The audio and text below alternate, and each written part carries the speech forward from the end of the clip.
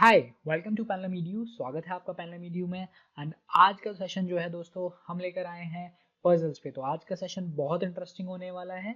क्यों इंटरेस्टिंग होने वाला है आज का सेशन? क्योंकि ये जो मोस्ट डिफिकल्ट टॉपिक आप समझते हैं उसको हम इजी कैसे करके सॉल्व कर सकते हैं वो आज के सेशन में हम देखेंगे। तो आई होप आपको ये सेशन बहुत पसंद आने वाला है। जो लोग नए हैं मैं उनके लिए बता देता हूँ, यहाँ पर RRB NTPC general intelligence and reasoning के लिए ये रिवीजन बैच चल रहा है और इसमें हम टॉपिक्स उठाते हैं एंड उनको उनके बेसिक्स को समझते हैं थोड़ा सा एंड देन उनके क्वेश्चंस का हम पूरा प्रैक्टिस सेशन समझते हैं।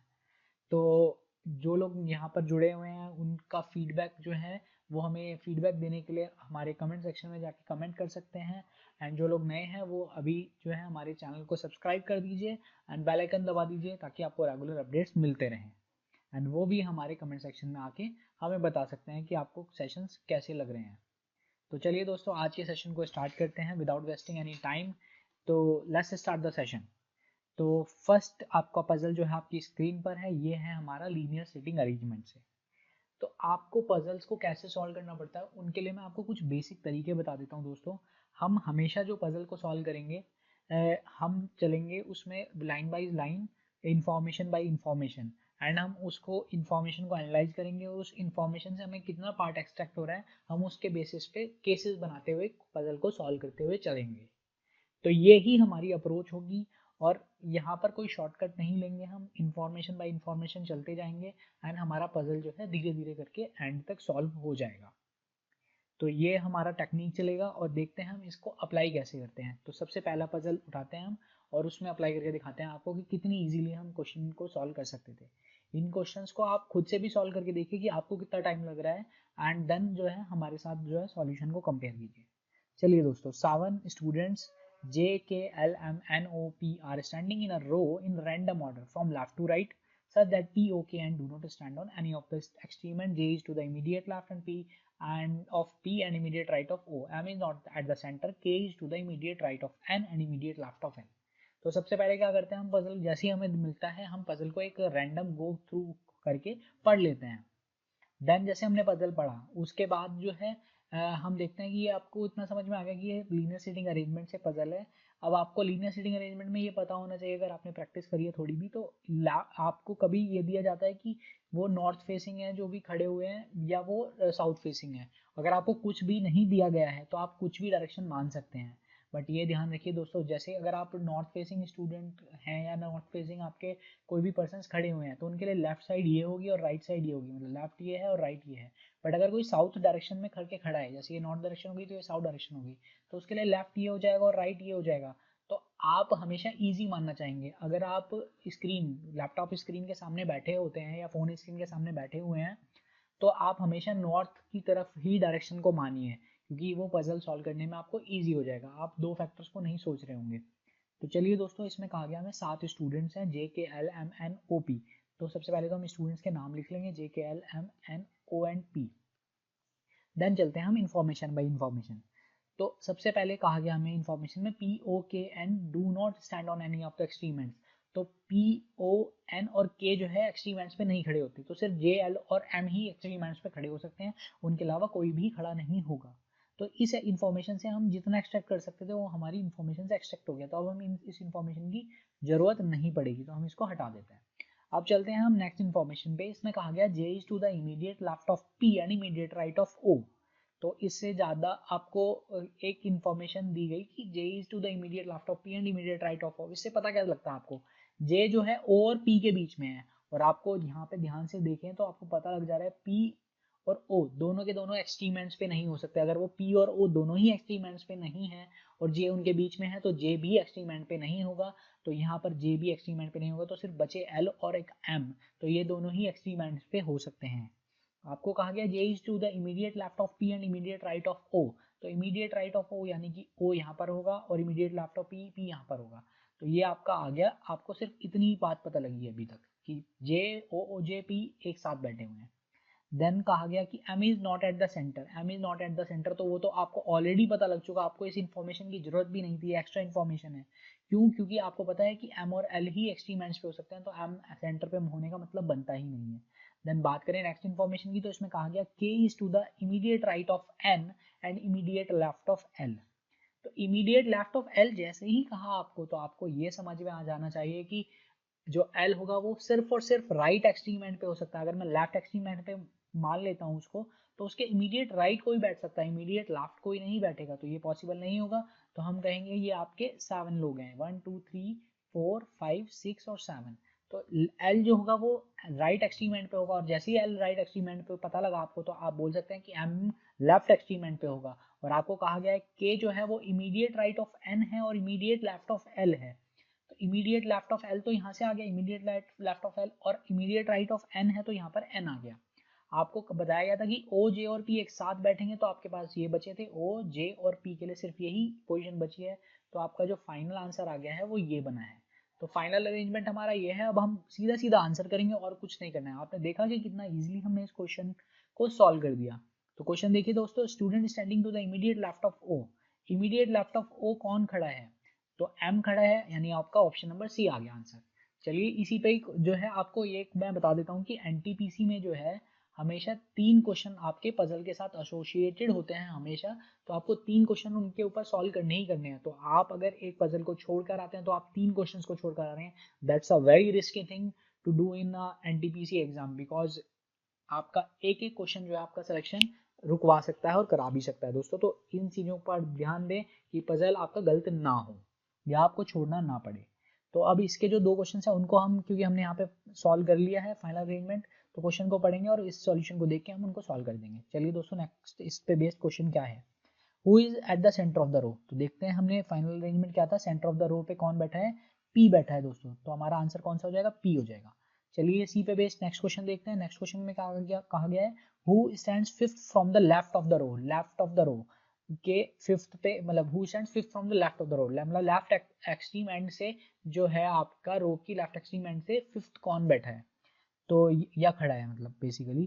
तो ये देखिए आपका लेफ्ट एक्सट्रीम एंड ये है, तो यहाँ से फर्स्ट ये है, सेकंड ये है, थर्ड ये है, फोर्थ ये है और फिफ्थ ये है। तो फिफ्थ कौन है दोस्तों, के जो है वो फिफ्थ खड़ा है लेफ्ट साइड से। तो हमारा आंसर क्या हो जाएगा, के, यानी कि option A is the right answer for this question. I hope आप लोगों को ये पजल एकदम अच्छे से समझ में आ गया होगा। तो चलिए दोस्तों नेक्स्ट पजल की तरफ बढ़ते हैं हम। नेक्स्ट पजल है हमारा मैट्रिक्स बेस्ड पजल।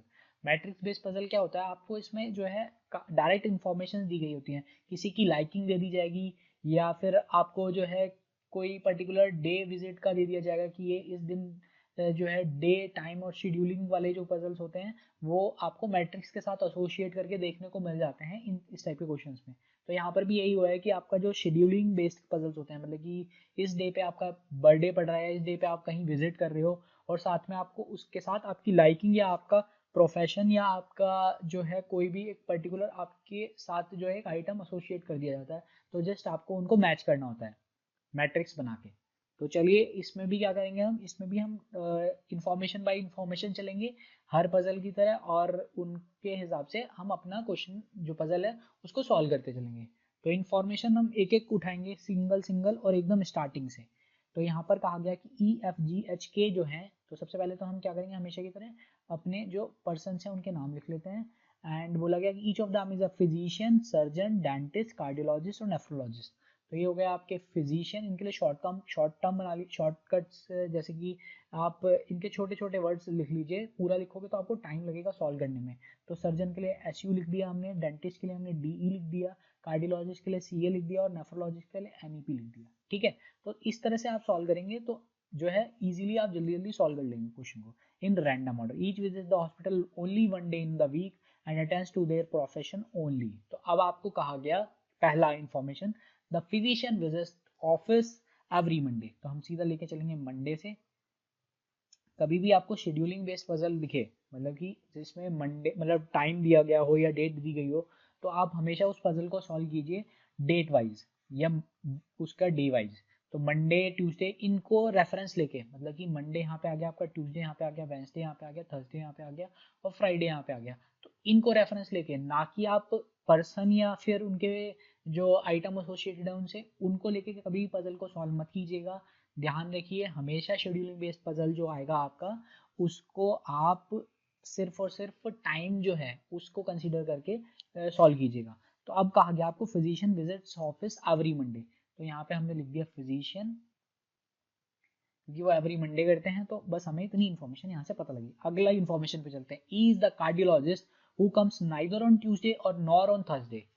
तो ना तो वो ट्यूसडे में आते हैं, ना ही वो जो है थर्सडे में आते हैं। तो वो वेडनेसडे या फ्राइडे या मंडे में आ सकते हैं, बट ई कार्डियोलॉजिस्ट हैं तो वो मंडे में भी नहीं आ सकते, क्योंकि मंडे में फिजिशियन आ रहे हैं। तो यहाँ पर मैं बोल सकता हूँ कि वेडनेसडे या फ्राइडे को ई आ सकते हैं और ई कार्डियोलॉजिस्ट हैं। तो यहाँ पर हमने ये इतनी इन्फॉर्मेशन लिख दिया। अभी हमारी ये पॉसिबल केसेस हैं, हम पॉसिबिलिटी लिखते हुए चलेंगे और उससे ज़्यादा कुछ नहीं। अब सेकंड इन्फॉर्मेशन हमने एग्जॉस्ट कर ली, फर्स्ट इन्फॉर्मेशन हमने एग्जॉस्ट कर ली। अब सेकंड इन्फॉर्मेशन पे चलते हैं कि एक सर्जन है और जी फिजिशियन नहीं है। कि एक सर्जन है और जी फिजिशियन नहीं है, तो जी फिजिशियन अगर नहीं है तो यहाँ पर कौन कौन आ सकते हैं। ई तो नहीं आ सकते, क्योंकि ई का हमें पता था कार्डियोलॉजिस्ट है, और के सर्जन है तो के भी नहीं आ सकते। ई के और जी यहाँ पर नहीं आ सकते मंडे में, क्योंकि वहाँ पर फिजिशियन है। तो ई के जी अगर आप हटा दो तो सिर्फ आपके पास एफ और एच बचता है। तो यहाँ पे आप लिख सकते हैं या तो एफ होंगे यहाँ पे, या तो एच होंगे। अब अगली इन्फॉर्मेशन पे चलते हैं। The person who visits the office on Thursday is not a nephrologist. तो यहाँ पर नेफ्रोलॉजिस्ट नहीं आ सकते। तो आपको क्या बताया गया है, यहाँ पर कार्डियोलॉजिस्ट तो आ ही नहीं सकते थे और फिजिशियन ऑलरेडी फिक्स्ड है। तो आपके पास नेफ्रोलॉजिस्ट आपने हटा दिया, यहाँ से नेफ्रोलॉजिस्ट आपने हटा दिया, कार्डियोलॉजिस्ट आपने हटा दिया और फिजिशियन यहाँ से हटा दिया। तो आपके पास सिर्फ और सिर्फ सर्जन और डेंटिस्ट बचते हैं। तो यहाँ पर आप सर्जन और डेंटिस्ट लिख सकते हैं। यहाँ पे इनमें से कोई भी आ सकता है, सर्जन आ सकता है या डेंटिस्ट आ सकता है। तो आपको कहा गया कि वो नेफ्रोलॉजिस्ट नहीं है तो थर्सडे को विजिट करते हैं, तो सर्जन और डेंटिस्ट कुछ भी हो सकते हैं। लास्ट क्या दिया गया आपको, H works on a Tuesday. तो H works on a Tuesday, जैसे ही आपको यहाँ पे पता लगा H works on a Tuesday, तो जो पॉसिबिलिटी थी ऊपर वाली वो आपने हटा दी, और यहाँ पर आपको टिक मिल गया कि यहाँ पर एफ आएंगे, यहाँ पे एच आएंगे, और यहाँ पे कहा गया कि H works on a Tuesday and K works on the following day. Following day का मतलब क्या है कि ट्यूसडे के बाद जो उनसा दिन आने वाला है उस पे जो है के विजिट करते हैं। तो यहाँ पर आप ई को भी हटा दीजिए, यहाँ पर जो है सिर्फ और सिर्फ के आएंगे, और जैसे ई आपको पता है कि कार्डियोलॉजिस्ट है, तो कार्डियोलॉजिस्ट जो आपका प्रोफेशन है वो भी यहाँ से वेडनेसडे से हट जाएगा। के आपको पता है कि सर्जन थे, आपने थर्ड इन्फॉर्मेशन पढ़ा, तो यहाँ पे आप सर्जन लिख दीजिए। एंड ई आपको पता है कि कार्डियोलॉजिस्ट है, तो आप यहाँ पे कार्डियोलॉजिस्ट लिख दीजिए। तो आपका ई का कंफर्म हो गया, के का कंफर्म हो गया, एच का कंफर्म हो गया, एफ का कंफर्म हो गया। तो बचा कौन, आपके पास जी बचा। तो जी यहाँ पर आ गया है, और सर्जन हम ऑलरेडी यहाँ पर देख चुके हैं, सर्जन यहाँ पर आ गए हैं। तो सर्जन को हम यहाँ से हटा देंगे, यहाँ पर सिर्फ और सिर्फ डेंटिस्ट बचेंगे। और डेंटिस्ट यहाँ पे आपने कर दिया, तो कार्डियोलॉजिस्ट पता लग गया आपको, डेंटिस्ट पता लग गया, सर्जन पता लग गया, फिजिशियन पता लग गया। यहाँ पे कौन आएंगे, यहाँ पर आएंगे आपके नेफ्रोलॉजिस्ट। तो आपने पूरा का पूरा जो ये पजल था ये बहुत इजीली सॉल्व कर लिया। क्यों सॉल्व कर लिया इजीली, अगर आप यहाँ पर इसको आप खुद से भी एक बार ट्राई करके देखेगा और आप देखिएगा कि इतनी जल्दी आप सॉल्व नहीं कर पाएंगे। क्यों हमने इतनी जल्दी कर दिया, क्योंकि हम एक भी इंफॉर्मेशन को जो है छोड़ते हुए नहीं निकले। हम सारी इंफॉर्मेशन को एक साथ एक एक करके जो है प्रोसेस करते चले, और उनसे जो जो इन्फॉर्मेशन मिल रही थी हमें उसको हम एग्जॉस्ट वहीं की वहीं करते चले, और उसके बाद हम आगे बढ़े हैं। तो इसी तरह से हम करेंगे तो इजीली हम सॉल्व कर पाएंगे। तो हमारी फाइनल टेबल बन गई। अब हम करते हैं सीधा सीधा और आंसर्स को सॉल्व। आंसर्स को सॉल्व करना मतलब टिक लगाना होता है आपको, उसके बाद कुछ नहीं। आपने यहाँ पर पजल सॉल्व कर दिया, यानी कि अब तो बस सिर्फ टिक लगाने का काम बचा है। हु इज नेफ्रोलॉजिस्ट, नेफ्रोलॉजिस्ट कौन है, एच है, तो आपका ऑप्शन डी करेक्ट हो जाता है। चलिए नेक्स्ट क्वेश्चन की तरफ। यहाँ पे कहा गया हु इज फिजिशियन, तो फिजिशियन कौन है देखते हैं दोस्तों। फिजिशियन है एफ, तो एफ कौन सा ऑप्शन है आपका, ऑप्शन नंबर बी। तो चलिए ये भी आपका करेक्ट आंसर हो गया। नेक्स्ट कौन है, the cardiologist visit the office on, तो कार्डियोलॉजिस्ट हमने देखा था फ्राइडे को विजिट करते हैं, कार्डियोलॉजिस्ट ई थे और फ्राइडे को विजिट करते थे। मैं आपको एक बार और दिखा देता हूँ, ये रहे कार्डियोलॉजिस्ट और ये ई हैं, और ये फ्राइडे को विजिट कर रहे हैं। तो ये हमारे आंसर्स हो गए। अब चलते हैं हम हमारे नेक्स्ट पजल की तरफ। तो नेक्स्ट पजल को हम खुद से पहले आप सॉल्व करेंगे, और उसके बाद जो है मैं आपको सॉल्व कराऊंगा। तो वीडियो को पॉज करके आप इस पजल को सॉल्व कीजिए एंड देन हमारे साथ सॉल्यूशन में जुड़िएगा। तो चलिए दोस्तों स्टार्ट करते हैं इसके सॉल्यूशन को। इसमें कहा गया कि ये है ब्लड रिलेशन बेस्ड पजल। तो इसमें आपको ब्लड रिलेशन भी सॉल्व करना है, साथ साथ में आपको ये मैट्रिक्स भी बनानी है कि जैसे आपको 6 मेंबर्स दिए गए हैं, उनमें प्रोफेशंस दिए गए हैं, तो उन प्रोफेशंस को भी आपको साथ में बनाते चलना है। तो कैसे सॉल्व करेंगे इनको हम, इन क्वेश्चंस को सॉल्व करने का सबसे बढ़िया तरीका है कि आप फैमिली ट्री को यूज कीजिए। और फैमिली ट्री में जैसे हम ब्लड रिलेशन का भी सेशन हुआ है, ब्लड रिलेशन के क्वेश्चन को सॉल्व करते थे, उसी तरह से हम सॉल्व करते जाएंगे। बस साथ साथ में उनमें हम उनके जेंडर डिफाइन करते थे, मेल और फीमेल। साथ में हम उसके बस एक काम और करेंगे, उनके प्रोफेशन भी यहाँ पर लिखते चलेंगे। तो पहली इन्फॉर्मेशन के साथ चलेंगे हम। पहली इन्फॉर्मेशन में कहा गया कि 6 मेंबर्स हैं एक फैमिली में, जिसमें 2 मैरिड कपल्स हैं। तो 2 मैरिड कपल्स हैं, आपको 6 मेंबर्स हैं, तो आप किस तरह से पॉसिबिलिटी बना सकते हैं। तो अगर दो तरीके से पॉसिबिलिटी बन सकती है, या तो वो 3 जनरेशन फैमिली है या फिर वो 2 जनरेशन फैमिली है। पहली इन्फॉर्मेशन से हमें जो चीज़ पता लग रही है क्रिटिकली, हम उसको एग्जॉस्ट करेंगे पूरी तरह से। क्या कहा मैंने आपको कि या तो आपका ऐसे हो सकता है कि 2 जनरेशन हो आपके, या फिर 3 जनरेशन हो। 3 जनरेशन मतलब कि एक कपल यहाँ पर है, एक कपल यहाँ पर है, और उसके बाद जो है बच्चे हैं। तो यहाँ पर क्या होगा, यहाँ पे 2 कपल हैं और उनके नीचे फिर बच्चे हैं। तो कौन सी पॉसिबिलिटी आपकी ट्रू होगी, ये या ये देखने के लिए आपको पता लगाना होगा। यहाँ पर आप अगर क्वेश्चन को फिर पूरी की पूरी क्वेश्चन की लैंग्वेज को देखिएगा। जैसे कि मैंने पहले भी कहा था कि आप क्वेश्चन पहली बार ही में है तो वन गो में पढ़ना ही पढ़ना है, आप डायरेक्ट सॉल्व करने नहीं जाएंगे, पूरे क्वेश्चन को आप पढ़ेंगे। तो इसी तरह से अगर आप पढ़े होंगे तो आपको पता लग गया होगा दोस्तों कि आप जो है फर्स्ट वाली ट्रू है या सेकंड वाली ट्रू है। कैसे पता लगा सकते हैं, अब आपका जो है ये वाला अगर ट्रू होगा तो कहीं ना कहीं आपको इस टाइप का वर्ड जरूर मिल जाएगा। Grand father, grand mother, grand parent, grand child, grand son, grand daughter, इस टाइप के वर्ड्स अगर आपको देखने को मिलते हैं तो आप सीधा सीधा बोल देंगे कि आपका ये वाला जो कंडीशन है वो ट्रू बैठेगी, दूसरी कंडीशन फेल हो जाएगी। तो अगर आप यहाँ पर ध्यान से देखेंगे तो यहाँ पर एक वर्ड दिया गया ग्रैंड सन, और ग्रैंड सन जैसे ही आपको दिखा तो आप बोल सकते हैं ये वाला केस तो पॉसिबल नहीं होगा, सिर्फ यही केस पॉसिबल होगा। अब हमारे को पता लग गया कि ये केस पॉसिबल है तो हम इसके अकॉर्डिंग सॉल्व करेंगे। तो चलिए पहले हम अपनी स्क्रीन को जो है साफ कर लेते हैं एंड अब दोबारा से स्टार्ट करते हैं। यहाँ पर 6 मेंबर्स हैं और इसमें से 2 मैरिड कपल्स हैं, तो हमें पता लग गया कि ये मैरिड कपल्स को दिखाने का तरीका डबल हॉरिजॉन्टल लाइंस, और इस टाइप से आपके 2 मैरिड कपल्स आएंगे। अब आपको कहा गया कि भुवनेश जो वो संध्या जो है एक लॉयर है और मैरिड है इंजीनियर से। तो संध्या एक लॉयर है और मैरिड है इंजीनियर से, तो हमने लिखा है यहाँ पे संध्या, और ये हो गया आपके संध्या लॉयर है, एक लॉयर है और ये मैरिड है एक इंजीनियर से, तो इंजीनियर से। अब लिखा गया कि and is the mother of Charu, mother है यानी कि ये फीमेल हो गई और यहाँ पर जो है ये मेल हो जाएंगे, एंड ये है चारू की मदर। तो यहाँ पर आपका जो है चारू और सूरज दोनों की मदर हैं, तो ये चारू हो गए और ये हो गए सूरज। अब चलते हैं आगे। इसमें कहा गया, हमने सेकंड इन्फॉर्मेशन को पूरा एग्जॉस्ट कर लिया है। अब थर्ड इन्फॉर्मेशन चलेंगे। Bhuvanesh the teacher is married to Aruna, Bhuvanesh the teacher is married to Aruna. अब इससे हमें पता नहीं लगता कि ये संध्या और इंजीनियर के नीचे आएंगे या ऊपर आएंगे कैसे, बट आप नीचे देखोगे तो Arun has 1 son and 1 grandson. यहाँ पे जैसे ही आपको ग्रैंड सन है अरुणा के, तो आपको पता लग गया सीधा सीधा कि अरुणा और भुवनेश जो है वो थर्ड जनरेशन के मेंबर्स हैं। तो यहाँ पर हम लिखेंगे भुवनेश द टीचर, भुवनेश जो है टीचर हैं and is married to Aruna. Aruna Aruna के एक बेटा है और एक ग्रैंडसन है। अगर एक बेटा है अरुणा के तो जो मेल है यहाँ पे सिर्फ वही उनके बेटे होंगे और ये संध्या जो होंगी उनकी बहू होंगी। तो यहाँ पर अपने को इतना पता लग गया। एंड देन बोला गया हमें one of the 2 married lady, यहाँ पे हमने फर्स्ट भी एग्जॉस्ट कर दिया, सेकंड इन्फॉर्मेशन भी एग्जॉस्ट कर दिए और थर्ड इन्फॉर्मेशन और फोर्थ इन्फॉर्मेशन भी एग्जॉस्ट कर दिए। अब फिफ्थ इन्फॉर्मेशन पे आए अगर हम, तो of the 2 married ladies one is house wife, of the 2 married ladies one is house wife. तो हमें पता लग गया कि दो जो मैरिड हैं उनमें भुवनेश का हमें जेंडर नहीं पता था, संध्या का हमें जेंडर पता था, वो लॉयर हैं, और दूसरा जो है ये इंजीनियर है। तो बची अरुणा, तो अरुणा ही हाउस वाइफ होंगी। यहाँ पर हम हाउस वाइफ लिख लेते हैं, ये हाउस वाइफ है, और यहाँ से हमें पता लग गया ये फीमेल है और ये मेल है। अब बताया गया हमें लास्ट में कि there is also 1 student and 1 male doctor in the family. तो अब हमें यहाँ पे चारों ओर सूरज का हमें जेंडर अभी भी डिफाइन नहीं किया गया, पर एनटीपीसी में जैसे मैंने ब्लड रिलेशन में बताया था आपको ये बेसिकली कंसीडर करना ही होगा। क्या कंसीडर करना होगा कि जो नेम अगर आपको लड़की का दिया गया है तो उसको आप लड़की मान लीजिए, और जो लड़के का दिया गया है उसको आप लड़का मान लीजिए। तो आपको सूरज को लड़का मानना पड़ेगा और यहाँ चारू को लड़की मानना पड़ेगा। तो आपका यहाँ मेल डॉक्टर जो है वो सूरज डॉक्टर हो जाएंगे, और चारू जो है वो क्या हो जाएंगी, चारू जो है स्टूडेंट हो जाएंगी, चारू स्टूडेंट हो जाएंगी। आपको यहाँ पे दिख भी रहा है कांट बी डिटरमाइंड, आपका ऑप्शन है ही नहीं, तो आपको मानना ही पड़ेगा वो चीज़। तो चारू स्टूडेंट है। आपको पूछा गया कि how is Aruna related to Charu, तो अरुणा चारू से कैसे रिलेटेड है, आपका फैमिली ट्री बन गया प्रॉपर्ली। तो अब आप कोई भी आंसर दे सकते हैं, अरुणा जो होंगी वो उनकी ग्रैंड मदर होंगी। तो option D will be the right answer for this question. तो चलिए दोस्तों नेक्स्ट क्वेश्चन की तरफ बढ़ते हैं। नेक्स्ट क्वेश्चन इसी पे बेस्ड क्वेश्चन है और इसमें पूछा गया कि who among the following is the housewife. तो हाउसवाइफ हमने अभी निकाला ही था दोस्तों कि अरुणा हाउसवाइफ है, तो option B will be the right answer for this question. Now moving to the next question. इसमें पूछा गया कि which of the following is true about the granddaughter in the family. Granddaughter कौन थी दोस्तों, grand daughter last में चारू थी। चारू जो है एक स्टूडेंट थी और हमें क्या क्या इन्फॉर्मेशन पता लगी थी चारू से। चारू एक फीमेल थी और वो एक स्टूडेंट थी। तो शी इज़ अ डॉक्टर बिल्कुल गलत है, शी इज़ अ टीचर बिल्कुल गलत है, शी इज़ अ स्टूडेंट सही है, डाटा एंड एडुकेट नहीं बिल्कुल नहीं।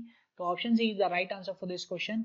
तो चलिए दोस्तों अब नेक्स्ट पजल की तरफ बढ़ते हैं। नेक्स्ट पजल को देखते हैं कि किस टाइप से पजल पूछा गया आपसे। तो नेक्स्ट पजल आपकी स्क्रीन पर।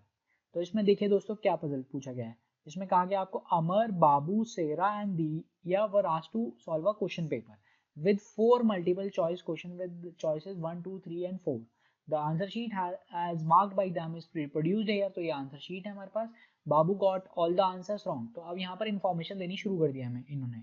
तो हम सारी इन्फॉर्मेशन को एक एक इन्फॉर्मेशन को प्रोसेस करेंगे और उसके हिसाब से हम अपने पजल को सॉल्व करेंगे। बट मैं आपको ये बता दूं दोस्तों, ये थोड़ा सा अलग यूनिक टाइप का क्वेश्चन है, तो इसलिए मैंने यहाँ पे इनकॉर्पोरेट करा है इस क्वेश्चन को कि आप लोगों को पता लगे कि इस टाइप के क्वेश्चन भी बन सकते हैं। तो ये बेसिक जनरल जो है एनालिटिकल रीजनिंग पे बेस्ड ये पजल है।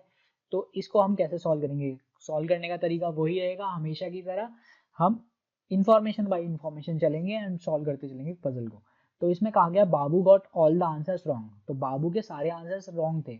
अब क्वेश्चन 1 के लिए अमर ने ऑप्शन 2 चूज करा, बाबू ने ऑप्शन 1 चूज करा, सेरा ने ऑप्शन 1 चूज करा और दिया ने ऑप्शन 3 चूज करा। आपको पता लगा कि बाबू के तो सारे ही आंसर्स गलत हैं, तो यानी कि आप बोल सकते हैं कि क्वेश्चन 1 का आंसर 1 नहीं, ऑप्शन 1 नहीं हो सकता, क्वेश्चन 2 का ऑप्शन 3 आंसर नहीं हो सकता, इसका क्वेश्चन 3 का क्वेश्चन 4 नहीं हो, वो ऑप्शन 4 नहीं हो सकता और क्वेश्चन 4 का ऑप्शन 2 आंसर नहीं हो सकता। हमें इतना डेफिनेटली पता लग गया। अब बात करें आगे, तो इसमें कहा गया Amar's first 2 answers were definitely wrong. तो अमर के पहले 2 आंसर गलत हैं, यानी कि ये भी गलत है और ये भी गलत है। देन बात करें आगे, तो दिया गॉट 2 आंसर्स राइट, दिया got 2 answers right but her fourth answer was definitely wrong. तो दिया का फोर्थ आंसर एकदम गलत था, तो हमने यहाँ पे भी लिख लिया।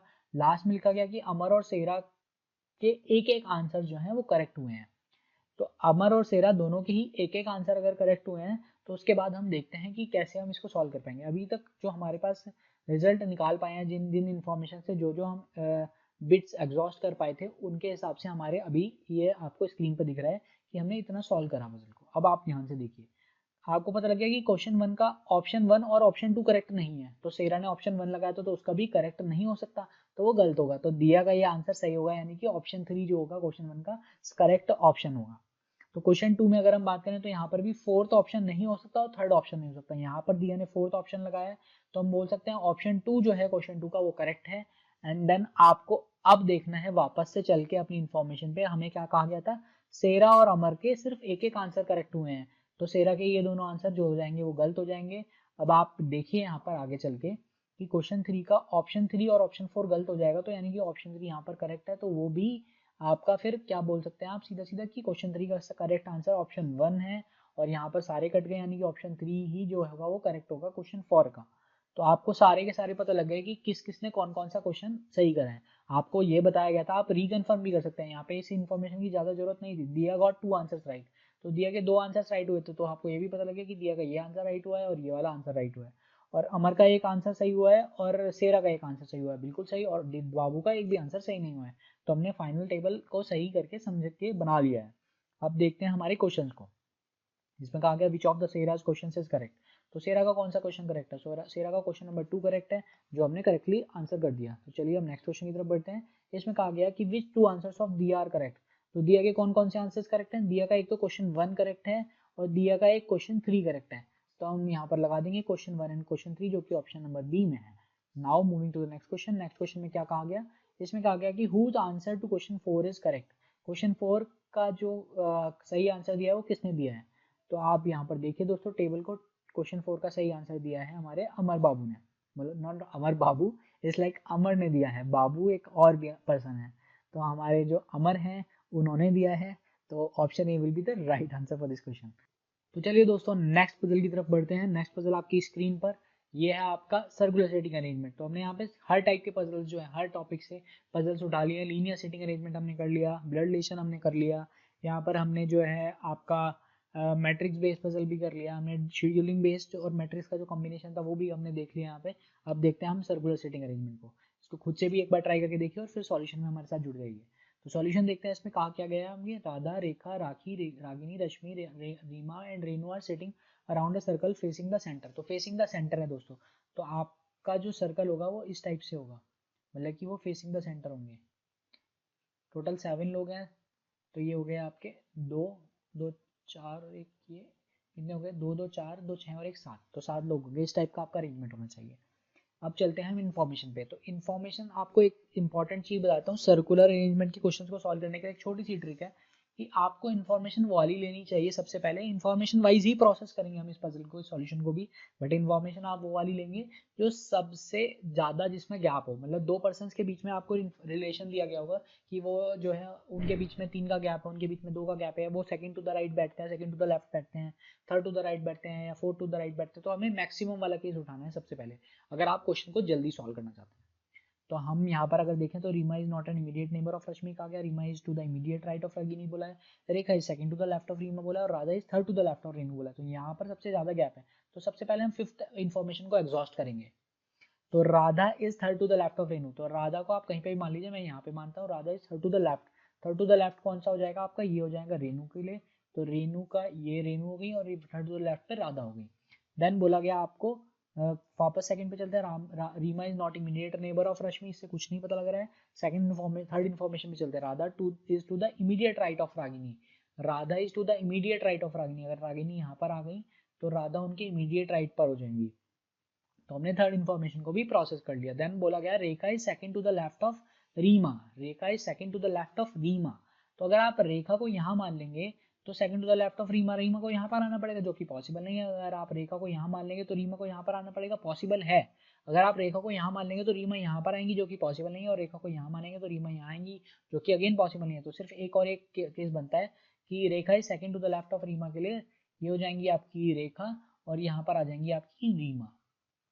तो ये आपका पूरा का पूरा आपका सिचुएशन क्लियर हो गया। अब देखते हैं अब दोस्तों आगे जो है हमारी इन्फॉर्मेशन कौन सी बची है प्रोसेस होने के लिए। तो सेकंड इन्फॉर्मेशन प्रोसेस होने के लिए बची है, इसमें कहा गया कि Reema is not an immediate neighbour of Rashmi, Reema is not an immediate neighbour of Rashmi. तो रश्मि यहाँ नहीं आएंगी, रश्मि आएंगी यहाँ पर। अब आपके पास बचे कौन, आपके पास जो है सिर्फ और सिर्फ राखी बची है, तो आप राखी को यहाँ पर लिख दीजिए। अब क्वेश्चन को सॉल्व करते हैं दोस्तों। अब इसमें कहा गया कि which of the following pair of person has the first person sitting to the immediate left of second person. तो फर्स्ट पर्सन जो बैठे हैं वो इमीडिएट लेफ्ट होने चाहिए सेकंड पर्सन के। तो जो है आपको देखना है अब यहाँ पर जो केसेस दिए गए, राधा और रीमा दिए हैं आपको। तो राधा और रीमा को अगर आप देखेंगे तो राधा और रीमा तो बहुत गैप के बाद बैठे हुए हैं दोस्तों, तो राधा और रीमा तो सही नहीं हो पाएंगे, बिल्कुल करेक्ट नहीं होंगे। देन बात करें राखी और रेखा की, तो राखी और रेखा भी काफ़ी गैप पे हैं दोस्तों, तो वो भी पॉसिबल नहीं होगा। रागिनी और रश्मि को देखेंगे तो रागिनी यहाँ पर, रश्मि यहाँ पर है और रागिनी यहाँ पर है, तो जो है ये भी नहीं पॉसिबल होंगी। और रेखा और रागिनी रीमा और राखी को देखोगे आप, तो रीमा और राखी जो है आपका अगल बगल में बैठे हैं, तो ये पॉसिबल आंसर हो जाएगा आपका ऑप्शन नंबर सी। तो इसमें जो फर्स्ट पर्सन है वो रीमा है, और रीमा आपका राखी के इमीडिएट लेफ्ट होनी चाहिए। तो राखी का इमीडिएट लेफ्ट यही है दोस्तों, तो रीमा यहाँ पर बैठी है एकदम करेक्ट। तो आई होप आप लोगों को समझ में आ गया हो कितना इजीली हमने इस पजल को सॉल्व करा, और आप इस तरह से ही सॉल्व कर भी पाएंगे एग्जाम में। बस इसी तरह से चलना है आपको, बस और प्रैक्टिस करनी है, जितनी ज़्यादा पजल्स की प्रैक्टिस कर सकते हैं। तो इसके जो 2 क्वेश्चन है बाकी उनको भी हम सॉल्व कर देते हैं। चलिए दोस्तों, नेक्स्ट क्वेश्चन क्या पूछा गया था, who is second to the left of Ragini.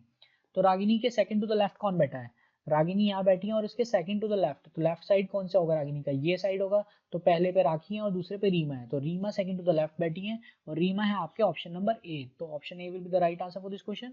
अब देखते हैं इसका नेक्स्ट क्वेश्चन। इसमें पूछा गया which of the following groups has the first person sitting between the other two, first person sitting between the other two.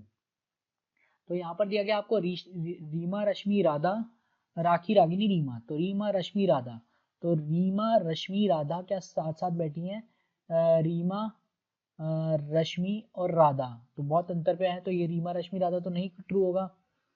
First person आपको इनके बीच में बैठना चाहिए, तो राखी जो है रागिनी रीमा के बीच में बैठी है क्या नहीं, ये हम चेक करते हैं। तो राखी को देखिए आप, रीमा और रागिनी के बीच में ही बैठी हैं, तो Rakhi is sitting between Reema and Ragini, तो हमें और ऑप्शन की चेक करने की जरूरत नहीं है। तो Rakhi is sitting between Reema and Ragini, यानी option B is the right answer for this question.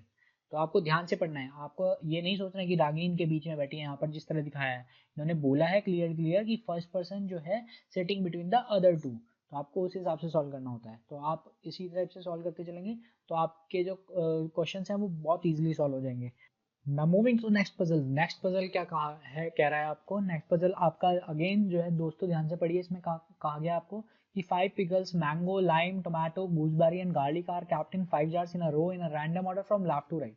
तो ये भी एक लीनियर सिटिंग अरेंजमेंट का ही क्वेश्चन हो गया है, बट आपको देखने में कुछ अलग लग रहा है क्योंकि यहाँ पर इन्होंने स्टूडेंट्स या पर्सन को खड़ा करने की जगह या बिठाने की जगह आपको यहाँ पर जार्स दे दिए हैं, उनकी पोजिशनिंग दे दी है दोस्तों। तो ये ऑर्डर एंड रैंकिंग में ही पजल आएगा और ये आपका लीनियर सेटिंग में ही हो जाएगा। तो अब इसको कैसे सॉल्व करना है, उसी तरह से सॉल्व करना है जैसे हम अभी पहला पजल जो सॉल्व किया था हमने। इसमें क्या कहा गया, इन्फॉर्मेशन बाय इन्फॉर्मेशन चलेंगे और सॉल्व करते जाएंगे। इसमें कहा गया gooseberry is not on the either extreme. तो 5 आपके जो है जार रखे हैं, तो ये टोटल 5 ऐसे जार्स होंगे और बोल दिया कि गूसबेरी एक्सट्रीम एंड्स पे नहीं होगा। तो गूसबेरी यहाँ नहीं आएगा, गूसबेरी यहाँ आ सकता है, यहाँ आ सकता है और यहाँ पे आ सकता है। अब इस इन्फॉर्मेशन से हमें नहीं पता लग रहा कि एग्जैक्ट कहाँ पर होगा गूसबेरी। अब सेकंड इन्फॉर्मेशन को देखें तो इसमें कहा गया there is one jar between mango and garlic. तो मैंगो और गार्लिक के बीच में एक जार है, तो मैंगो यहाँ पर आया अगर और यहाँ पर ये एक जार आ गया और फिर ये गार्लिक आ गया, या तो ये तरीका हो सकता है या फिर गार्लिक यहाँ पर आया फिर बीच में गैप आ गया और एक फिर मैंगो आ गया। तो या तो ये केस होगा केस 1 या फिर केस 2 पॉसिबल होगा। तो अभी तक हमें पता लग रहा है कि दोनों केसेस पॉसिबल हैं। हमने और ऑप्शन ये आपकी जो सेकंड इन्फॉर्मेशन है उसको एग्जॉस्ट कर लिया है। फिर बोलेगा कि tomato is placed on the left side of line, ये लाइन बोला है। तो अब इससे हमें नहीं पता लग रहा दोस्तों कि टोमेटो लाइम कहाँ कहाँ बैठे हुए हैं, कहाँ कहाँ रखे हुए हैं। अब इस इन्फॉर्मेशन को भी हम छोड़ देते हैं। लास्ट इन्फॉर्मेशन देखते हैं, second jar from the left and contains garlic. तो लेफ्ट साइड से जो सेकंड जार पड़ रहा है उसमें गार्लिक है। तो केस 1 तो यहाँ पे एकदम ही एंड हो जाता है क्योंकि लेफ्ट साइड तो ये है और फिर मैंगो और फिर बीच में गैप और फिर गार्लिक, ये पॉसिबल नहीं हो सकता। तो केस 2 अगर हम पॉसिबल मान ले तो ये लेफ्ट हैंड हो गया हमारा, देन आपका यहाँ पर गार्लिक आ गया, देन एक गैप आया, देन ये मैंगो आ गया और आपका ये लास्ट आ गया। आपको पता है दोस्तों कि यहाँ पर एक्सट्रीमेंट्स पे गूसबेरी नहीं हो सकता, तो गूसबेरी हम यहाँ पर रखेंगे। गूसबेरी आपका यहाँ पर आ गया और आपको बोला गया है क्लियर कट कि टोमेटो जो है, ये हमने एग्जॉस्ट कर दी, tomato is placed on the left side of line. तो टोमेटो जो है लाइन के लेफ्ट साइड में है, तो अगर हम लाइन यहाँ मानेंगे तो टोमेटो यहाँ पर आएगा। तो ये हो गया आपका फाइनल जो अरेंजमेंट है वो। अब आप क्वेश्चन को सॉल्व कर सकते हैं easily. There are 2 jars between which of the following. तो 2 जार्स किन किन के बीच में है, लाइम और गूसबेरी के बीच में एक ही जार है, गूसबेरी एंड टमाटो के बीच में भी एक ही जार है, एंड मैंगो एंड लाइम के बीच में एक भी जार नहीं है। बात करें टोमेटो एंड मैंगो की, तो टोमेटो और मैंगो में 2 जार्स हैं एग्जैक्टली। तो option D will be the right answer for this question. Now moving to the next question of this puzzle only.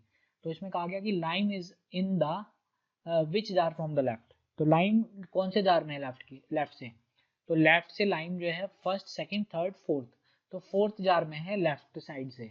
तो हम बोलेंगे यहाँ से कि फोर्थ साइड से है लाइम जो है, फोर्थ है lime is in the fourth jar from the left. Left से फ्रॉम द बोला गया उन्होंने, तो आप बोलेंगे कि फोर्थ नहीं दोस्तों, फिफ्थ। यहाँ से क्या बोला गया, ये फर्स्ट तो यही हो गया ना लेफ्ट, सेकंड जार ये हो गया लेफ्ट से, थर्ड जार ये हो गया लेफ्ट से, फोर्थ जार ये हो गया लेफ्ट से और फिफ्थ जार ये हो गया लेफ्ट से। तो lime is in the fifth jar. तो आप बोलेंगे ऑप्शन ए। इन चीज़ों का भी करेक्ट तरीके से ध्यान रखिए दोस्तों, ये सब छोटी छोटी मिस्टेक्स ना करें एग्जाम हॉल में। तो चलिए नेक्स्ट क्वेश्चन की तरफ बढ़ते हैं इसी पजल के। The middle jar contains what. तो मिडिल जार हमने देखा था, मिडिल जार जो था गूसबेरी कंटेंट करा हुआ है उसने। यहाँ पर कौन सा था आपका, यहाँ टोमेटो था, यहाँ आपका जो है गार्लिक था, देन ये गूसबेरी था, देन ये मैंगो था और ये लाइम था। तो मैं बीच में कौन है, गूसबेरी। गूसबेरी यानी option number C is the right answer for this question. I hope आप लोगों को जितने भी मैंने पजल्स कराए हैं अब तक उनमें काफ़ी मज़ा आया होगा उन पजल्स को सॉल्व करने में, और सॉल्यूशंस देखने में भी आपको अच्छे लगे होंगे। अगर आपको सॉल्यूशंस अच्छे लगे हैं दोस्तों, तो ये जो है हमारे को सॉल्यूशंस कमेंट सेक्शन में लिख के बताइए, हमें फीडबैक दीजिए और अपने दोस्तों के साथ ज़्यादा से ज़्यादा इन सेशंस को शेयर करते रहिए। आपको अगर ये सेशंस पसंद आ रहे हैं तो इनको लाइक करना बिल्कुल मत भूलिएगा दोस्तों। एंड जैसे कि मैंने बताया था कि और अगर आपको प्रैक्टिस करनी है तो हमारे मिनी टेस्ट पड़े हुए हैं हमारी वेबसाइट pendulumedu.com पर, वहाँ आप जाइए। वहाँ पे आपको शताब्दी और दुरंतो 2 पैकेजेस मिलेंगे आपके प्रिपरेशन को बूस्ट करने के लिए। पूरी मॉक टेस्ट सीरीज है उनके अंदर, और साथ में आपको कॉम्प्लीमेंट्री मिनी टेस्ट मिल रहे हैं 45 मिनी टेस्ट। बहुत सारे हर टॉपिक के मिनी टेस्ट हैं। पजल्स के ऊपर बहुत बड़े मिनी टेस्ट पड़े हुए हैं, आपके मिसलेनियस मिनी टेस्ट पड़े हुए हैं। आपको कोई भी टॉपिक, जो भी आपको टॉपिक रीजनिंग और क्वांट में पता है, उन सारे टॉपिक्स पे आपको सेक्शनल टेस्ट मिल जाएंगे वहाँ पर। प्रीवियस ईयर पेपर साथ में पड़े हुए हैं इन द फॉर्म ऑफ मॉक्स, तो उन मॉक्स को, प्रीवियस ईयर पेपर को और मिनी टेस्ट को अटैम्प्ट कीजिए ज़्यादा से ज़्यादा और अपनी प्रिपरेशन को बूस्ट करके रखिए दोस्तों, एकदम कॉन्फिडेंस बूस्ट करके रखिए। अगर आप जितने ज़्यादा क्वेश्चंस करेंगे तो आपका कॉन्फिडेंस उतना ज़्यादा बूस्ट होता रहेगा। तो इसी जोश के साथ दोस्तों आपको अलविदा कहता हूँ मैं। नेक्स्ट सेशन में मिलेंगे हम फिर से वापस, और अपने जो आपका बेल आइकन बटन है उसको दबा के रखिएगा ताकि आपको जैसे ही हम आपसे मिलने आए तो आपको नोटिफिकेशन पहुंच जाए। तो मिलते हैं दोस्तों, बाय बाय, थैंक यू।